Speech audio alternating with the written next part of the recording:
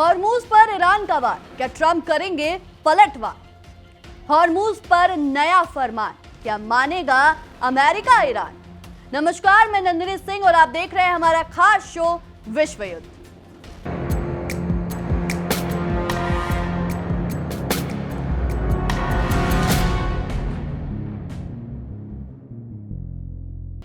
दुनिया की राजनीति में कई ऐसे मोड़ आते हैं जो सिर्फ दो देशों के रिश्तों को नहीं बदलते बल्कि पूरी दुनिया की अर्थव्यवस्था, ऊर्जा सुरक्षा और आने वाले समय की रणनीति तय करते हैं। इस वक्त पूरी दुनिया की नजरें एक बार फिर पश्चिम एशिया पर टिकी हैं। वजह है हॉर्मुज स्ट्रेट, दुनिया का सबसे अहम समुद्री रास्ता और उससे जुड़ा अमेरिका और ईरान का नया टकराव। कतर की राजधानी दोहा में 2 दिनों तक अमेरिका और ईरान के बीच बातचीत चली।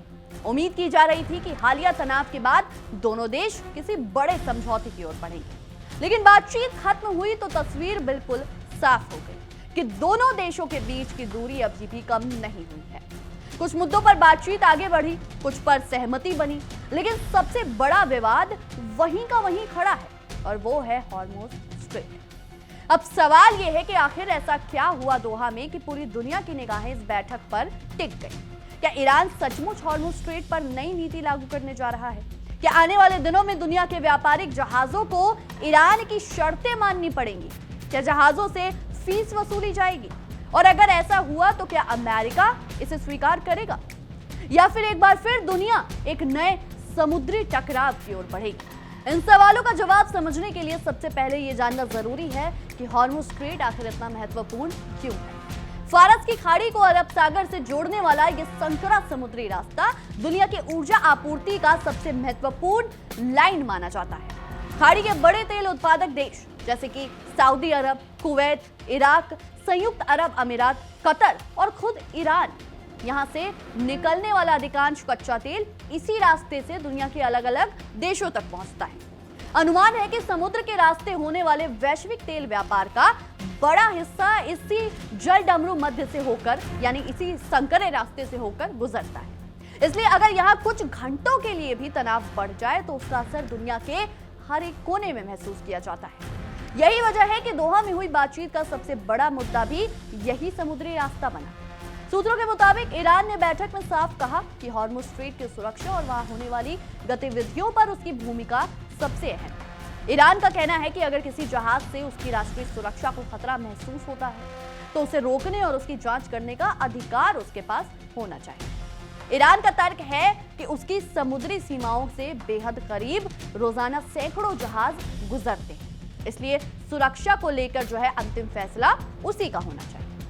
लेकिन बात यहीं खत्म नहीं होती। ईरान ने संकेत दिया कि अगस्त के मध्य से हॉर्मुज स्ट्रेट से गुजरने वाले व्यापारिक जहाजों से शुल्क यानी फीस ली जा सकती है। फिलहाल कुछ समय तक जहाजों को बिना किसी शुल्क के गुजरने की छूट दी गई है, लेकिन उसके बाद जो है नई व्यवस्था लागू करने की तैयारी की जा रही है। यही वजह है कि इस प्रस्ताव को लेकर अंतर्राष्ट्रीय स्तर पर काफी चर्चा हो रही है। कई विशेषज्ञ इसे ईरान की नो फीस नो एंट्री रणनीति के तौर पर देख रहे हैं। अगर ऐसा होता है दोस्तों तो इसका असर सिर्फ ईरान और अमेरिका तक सीमित नहीं रहेगा। दुनिया की बड़ी शिपिंग कंपनियां अतिरिक्त लागत का बोझ उठाएंगी। जहाजों का बीमा महंगा हो सकता है, तेल कंपनियों की लागत जो है वो बढ़ सकती है और आखिरकार इसका असर आम लोगों तक पेट्रोल और डीजल की कीमतों के जरिए पहुंचेगा। अमेरिका ने ईरान की सोच का कड़ा विरोध किया है। अमेरिकी अधिकारियों का कहना है कि हॉर्मुज स्ट्रेट जो है वो एक अंतर्राष्ट्रीय समुद्री मार्ग है। यहाँ किसी भी देश को जहाजों से टोल वसूलने या अपने मर्जी से जहाज रोकने का अधिकार नहीं दिया जा सकता। अमेरिका का तर्क है कि अगर किसी एक देश को ऐसा अधिकार मिल गया तो पूरी अंतर्राष्ट्रीय समुद्री व्यवस्था पर सवाल खड़े हो जाएंगे। यानी दोहा में बातचीत का सबसे बड़ा मुद्दा वहीं अटक गया जहां से शुरू हुआ था। हालांकि दोनों देशों ने तनाव कम करने की दिशा में कुछ तकनीकी कदमों पर भी जो है जरूरी सहमति जताई। दोनों पक्षों ने समुद्र में किसी भी आपात स्थिति के दौरान सीधे संपर्क के लिए एक हॉटलाइन बनाने की चर्चा की। इसका मकसद यह है कि अगर भविष्य में समुद्र में कोई सैन्य या व्यापारिक घटना जो है वो होती है तो दोनों देश पहले सीधे बातचीत करें और हालात को युद्ध तक पहुंचने से रोका जा सके। इसके अलावा यह भी तय हुआ कि अमेरिका और ईरान के बीच हुए समझौतों के उल्लंघन की शिकायत दर्ज करने के लिए एक अलग व्यवस्था बनाई जाएगी। यानी अगर किसी पक्ष को लगे कि दूसरा पक्ष समझौते का पालन नहीं कर रहा है तो वो सीधे शिकायत दर्ज करा सकेगा और उसकी समीक्षा भी की जाएगी। दोहा वार्ता में एक और अहम मुद्दा उठा, ओमान के पास वैकल्पिक समुद्री रास्ता तैयार करने का प्रस्ताव। अमेरिका चाहता है कि भविष्य में अगर हॉर्मुज स्ट्रेट में कोई संकट पैदा होता है तो जहाज जो है वो दूसरे रास्ते का इस्तेमाल कर सके, जिससे वैश्विक व्यापार प्रभावित ना हो। लेकिन ईरान ने इस प्रस्ताव को भी पूरी तरह खारिज कर दिया।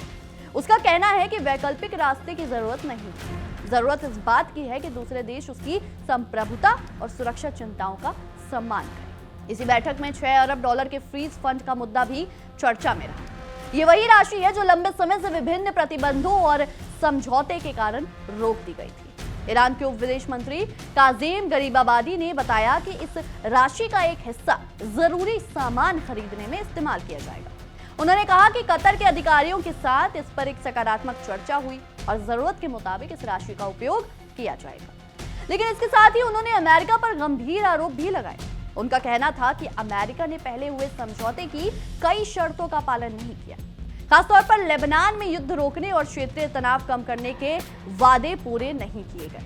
उन्होंने ये भी आरोप लगाया कि अमेरिका लगातार पश्चिम एशिया में अपनी सैन्य मौजूदगी बढ़ा रहा है और उसके अधिकारी लगातार धमकी भरे बयान दे रहे हैं। गरीबाबादी ने यह भी स्पष्ट किया कि दोहा में अमेरिका और ईरान के बीच कोई सीधी बातचीत नहीं है।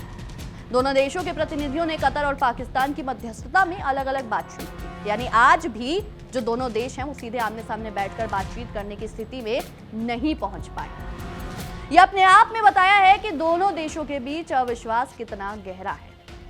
उधर अमेरिकी राष्ट्रपति डोनाल्ड ट्रंप ने बैठक को लेकर उम्मीद जताई।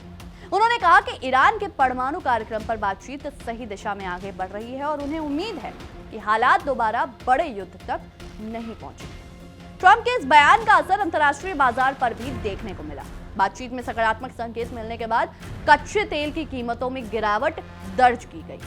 ब्रेंट क्रूड और WTI यानी दोनों की कीमतों में कमी आई है, क्योंकि निवेशकों को लगा कि फिलहाल युद्ध का खतरा कुछ कम हुआ।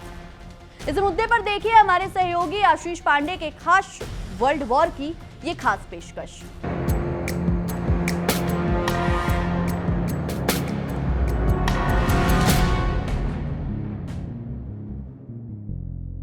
तो क्या अमेरिका को मिडिल ईस्ट से बाहर का रास्ता दिखाया जा रहा? क्या हॉर्मुज की ताकत ने सुपर पावर को बैकफुट पर खड़ा कर दिया है? क्या कहानी है ये समझिए, क्योंकि खाड़ी देशों का जो ये नया दाव है यह अमेरिका को परेशान करने वाला है। यह अमेरिका को बड़ा घाव देने वाला है। सऊदी, कतर और ओमान की यह साझा पहल परेशान करने वाली है और लक्ष्य एक है, अगस्त 2026 तक फाइनल डील हो जाए, जिसमें अमेरिका की भूमिका सीमित कर दी जाए। क्षेत्रीय देशों के जरिए समझौते पर जोर है, लेकिन सवाल आपके मन में यह आ रहा होगा कि आखिर अमेरिका को बाहर क्यों करना है? दरअसल इसके पीछे जो कहानी निकलकर सामने आई वो समझिए कि जंग के बाद यूएस की विश्वसनीयता पर सवाल उठा है। भरोसा नहीं किया जा सकता अमेरिका पर, इस तरह के मन में सवाल आ रहे हैं।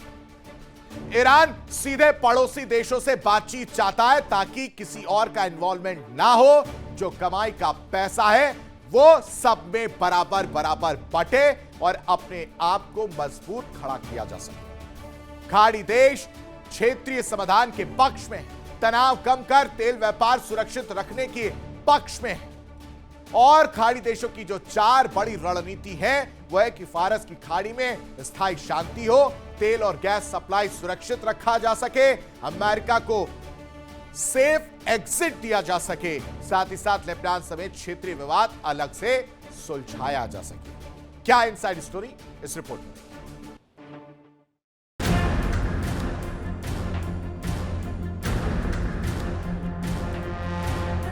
ईरान डील का गेम चेंज।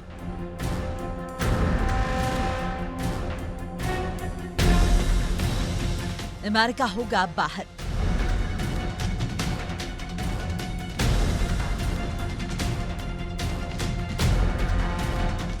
सऊदी कतर का नया पावर प्ले।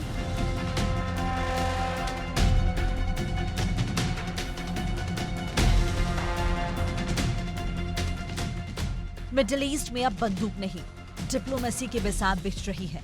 लेकिन इस बार सबसे बड़ा सवाल यह है कि क्या इस बिसात से अमेरिका को ही बाहर किया जा रहा है।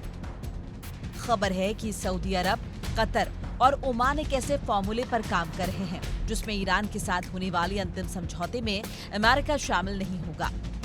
खाड़ी देशों का तर्क है कि हालिया संघर्षों के बाद अमेरिका की निष्पक्षता और विश्वसनीयता पर सवाल उठे हैं। इसीलिए अगर स्थायी शांति चाहिए तो क्षेत्रीय देश ही समाधान निकालें।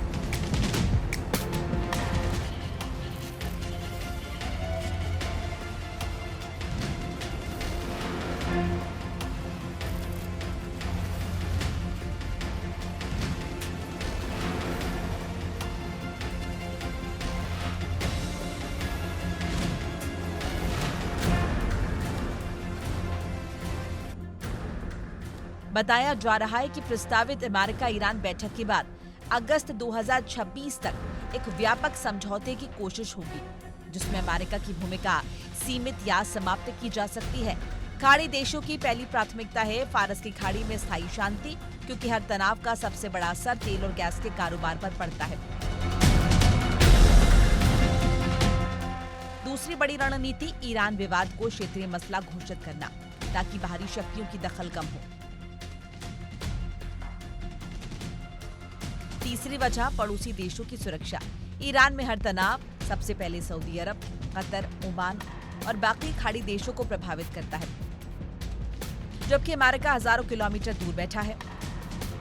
चौथा बड़ा मुद्दा है लेबनान। खाड़ी देशों का मानना है कि अमेरिका और इजराइल की मौजूदगी से समाधान मुश्किल हो रहा है, इसीलिए क्षेत्रीय बातचीत ज्यादा असरदार हो सकती है। लेकिन इस पूरी कहानी का सबसे महत्वपूर्ण किरदार है हॉर्मुज़ स्ट्रेट। दुनिया के करीब 20% तेल और गैस की सप्लाई इसी समुद्री रास्ते से होकर गुजरती है। ईरान साफ कर चुका है कि वो हॉर्मुज़ पर अपने दावे से पीछे नहीं हटेगा।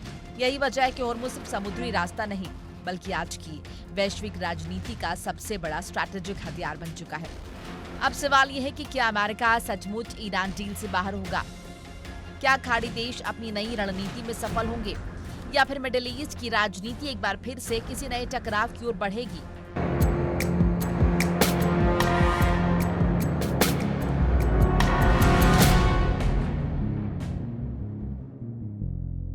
तो क्या सिर्फ तेल की कीमतों का गिरना इस बात का संकेत है कि संकट टल गया है? शायद नहीं, क्योंकि अगर दोहा वार्ता को पूरे घटनाक्रम को ध्यान से देखा जाए तो ये साफ हो जाता है कि दोनों देशों ने बातचीत जरूर की, लेकिन किसी भी मूल विवाद पर अपनी अपनी स्थिति से पीछे हटने के संकेत नहीं। दरअसल ईरान की रणनीति अब पहले से कहीं ज्यादा स्पष्ट नजर आ रही है।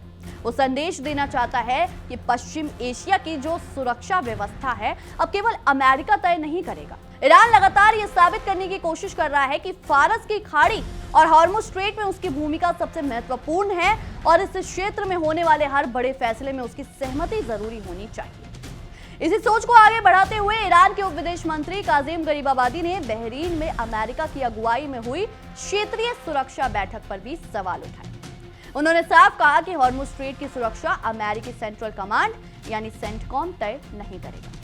उनके मुताबिक इस क्षेत्र की सुरक्षा तभी मजबूत होगी जब बाहरी देशों की सैन्य मौजूदगी कम होगी और क्षेत्रीय देशों की संप्रभुता का सम्मान किया जाएगा। ईरान का यह बयान दोस्तों इसलिए भी महत्वपूर्ण माना जा रहा है क्योंकि हाल ही में बहरीन में अमेरिका की अगुवाई में कई क्षेत्रीय देशों के सैन्य अधिकारी एक साथ बैठे थे। इस बैठक में सऊदी अरब, संयुक्त अरब अमीरात, कतर, लेबनान, सीरिया समेत कई देशों ने समुद्री व्यापार को निर्बाध बनाए रखने पर चर्चा की। अमेरिका चाहता है कि किसी भी स्थिति में हॉर्मुज़ स्ट्रेट से गुजरने वाले जहाजों की आवाजाही जो है वो प्रभावित बिल्कुल ना हो। दूसरी तरफ ईरान इस पूरे सुरक्षा ढांचे को अपने हितों के खिलाफ मानता है। यानी दोस्तों तस्वीर बिल्कुल साफ है। एक तरफ अमेरिका और उसके सहयोगी देश है जो अंतर्राष्ट्रीय समुद्री कानून का हवाला देकर हॉर्मुज़ स्ट्रेट को पूरी दुनिया के लिए खुला रखना चाहते हैं। दूसरी तरफ ईरान है जो ये मानता है कि उसके तट के इतने करीब मौजूद इस समुद्री रास्ते पर उसकी सुरक्षा प्राथमिकता होनी चाहिए। यही कारण है कि दोहा की बातचीत के बाद भी सबसे बड़ा विवाद जस का तस बना हुआ है। दोहा वार्ता के दौरान परमाणु कार्यक्रम का मुद्दा भी पूरी तरह चर्चा के केंद्र में रहा। अमेरिका लंबे समय से चाहता है कि अंतर्राष्ट्रीय परमाणु ऊर्जा एजेंसी यानी IAEA को ईरान के परमाणु ठिकानों तक पूरी पहुंच मिले, ताकि यह सुनिश्चित किया जा सके कि परमाणु कार्यक्रम का इस्तेमाल सैन्य उद्देश्यों के लिए नहीं हो रहा। लेकिन ईरान ने इस मांग पर भी सख्त रुख अपनाया है। ईरानी संसद के स्पीकर मोहम्मद बागिर गालिबाफ ने कहा कि फोर्डो, नतांज और इस्फहान जैसे संवेदनशील परमाणु ठिकानों पर IAEA के निरीक्षकों को फिलहाल जाने की अनुमति नहीं दी जाएगी। उनका कहना है कि हालिया सैन्य हमलों के बाद इन ठिकानों की सुरक्षा जो है वो सर्वोच्च प्राथमिकता है और किसी भी बाहरी एजेंसी को वहां प्रवेश नहीं दिया जाएगा। उन्होंने उन खबरों का भी खंडन किया जिनमें दावा किया गया था कि ईरान ने निरीक्षकों के लिए रास्ता खोल दिया है। यानी परमाणु मुद्दे पर भी दोनों देशों के बीच भरोसे की कमी साफ दिखाई देती है। इस बीच ईरान ने संयुक्त राष्ट्र में इजराइल के खिलाफ औपचारिक शिकायत दर्ज कराकर इस पूरे विवाद को एक नया आयाम दे दिया। ईरान का आरोप है कि इजराइल उसके नए सुप्रीम लीडर मुस्तफा खामेनेई को खुली धमकियां दे रहे हैं। संयुक्त राष्ट्र में भेजे गए पत्र में ईरान ने इसे स्टेट टेररिज्म यानी राज्य प्रायोजित आतंकवाद करार दिया और आरोप लगाया कि पहले भी उसके कई वरिष्ठ नेताओं को निशाना बनाया जा चुका है। यह घटनाक्रम दोस्तों इसलिए भी महत्वपूर्ण है क्योंकि पश्चिम एशिया का मौजूदा संकट सिर्फ अमेरिका और ईरान तक सीमित नहीं है। इसमें इजराइल, लेबनान, सीरिया, गाजा, खाड़ी देश और अंतर्राष्ट्रीय शक्तियां भी किसी न किसी रूप में शामिल है। इसलिए किसी एक मोर्चे पर बढ़ा तनाव पूरे देश में अस्थिरता पैदा कर सकता है। इस दौरान इजराइल ने भी साफ कर दिया है कि लेबनान, सीरिया और गाजा में उसकी सैन्य मौजूदगी फिलहाल जारी रहेगी। इजरायली रक्षा मंत्री ने कहा कि जब तक हिजबुल्लाह जैसे संगठन पूरी तरह हथियार नहीं छोड़ते तब तक सेना को वापसी का सवाल नहीं उठता। इस बयान में यह भी स्पष्ट कर दिया गया कि क्षेत्रीय तनाव कम होने के आसार फिलहाल बहुत सीमित है। दूसरी ओर समुद्री निगरानी एजेंसियों के आंकड़े बताते हैं कि हालिया तनाव के बावजूद हॉर्मुज़ स्ट्रेट से व्यापारिक जहाजों की आवाजाही धीरे धीरे सामान्य हो रही है। कई तेल टैंकर और मालवाहक जहाज नियमित रूप से इस रास्ते का इस्तेमाल कर रहे हैं। लेकिन विशेषज्ञों का कहना है कि सामान्य आवाजाही का मतलब ये बिल्कुल नहीं है कि खतरा टल गया है, क्योंकि इस समय सबसे बड़ा जोखिम अनिश्चितता का है। अगर किसी भी दिन कोई सैन्य घटना होती है, किसी जहाज को रोका जाता है या किसी देश की नौसेना आमने सामने आ जाती है तो स्थिति कुछ ही घंटों में बदल सकती है। यही वजह है कि दुनिया के बड़े ऊर्जा आयातक देश इस पूरे घटनाक्रम पर लगातार नजर बनाए हुए हैं। भारत, चीन, जापान, दक्षिण कोरिया, यूरोप के कई देशों के लिए हॉर्मुज़ स्ट्रेट केवल एक समुद्री रास्ता नहीं बल्कि ऊर्जा आपूर्ति की जीवन रेखा है। अगर यहाँ किसी भी तरह की बाधा आती है तो सबसे पहले असर कच्चे तेल की कीमतों पर पड़ेगा और उसके बाद परिवहन, उद्योग, बिजली उत्पादन और रोजमर्रा की महंगाई तक इसकी चेन रिएक्शन दिखाई देगी। अब सबसे बड़ा सवाल यही है कि आखिर आगे क्या होगा। क्या अमेरिका और ईरान की शर्तें मान लेगा? इसकी संभावना फिलहाल बेहद कम दिखाई देती है। क्या ईरान अपने रुख में नरमी दिखाएगा? उसके हालिया बयानों से ऐसा नहीं लगता। तो क्या दोनों देश फिर से बातचीत की मेज पर बैठेंगे? इसकी संभावना जरूर है, क्योंकि दोनों ही पक्ष ये समझते हैं कि सीधा सैन्य टकराव किसी के हित में नहीं। यही वजह है कि दोहा वार्ता को पूरी तरह असफल नहीं कहा जा सकता और पूरी तरह सफल भी नहीं।